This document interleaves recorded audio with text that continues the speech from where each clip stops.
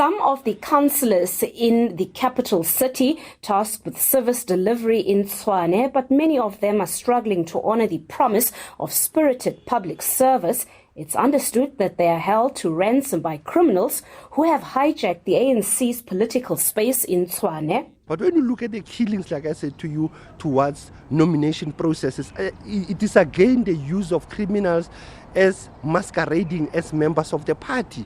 It will take you back to KwaZulu-Natal. According to locals, the organised crime syndicates mostly target areas with large infrastructure projects like Mamelodi, where sprawling malls have been built in the last 5 years. Some contractors have even abandoned some projects, fearing for their lives. It's alleged that businesses are forced to pay monthly protection fees. The gangs also decide which subcontractors are appointed and whose equipment is used.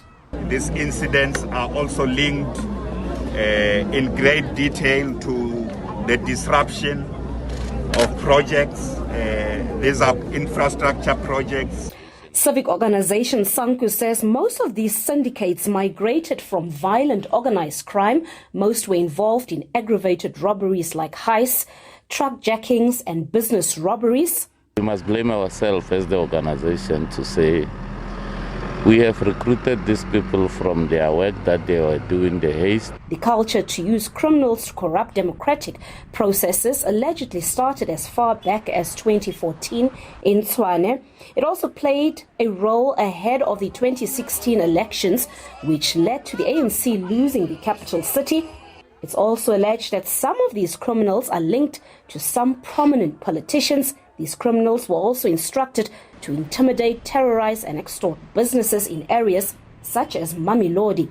This has turned Tshwane into an organized crime capital. There is a merging of criminality and politics that is taking place here. We are even told that some candidates are put there by criminal syndicates to work on their behalf as the councillors and motivated by economic crimes. The culture of township mafia stems from conflict over party nomination lists. According to analysts, the violent power struggles which have plagued the ruling party in recent years have also led to voter apathy. Gradually, we are becoming a failed state. Gradually, the mafias are gaining ascendancy. The source of the problem for me in the main is a tender system. That for me is where the real challenge lies. In recent years, Pretoria became a construction haven in line with government's plans to turn Tshwane into a world-class city. Many say this is the main reason behind the migration of organized crime into the infrastructure space. While the police have vowed to find the culprits that are behind the spate of political violence that have plagued Tshwane townships such as Mabopane and right here in Mamelodi, communities are left frustrated. Some of them saying that not enough is done to quell the violence, and political analysts are of the view that if the status quo continues, then this might lead to the ANC losing Tshwane yet again.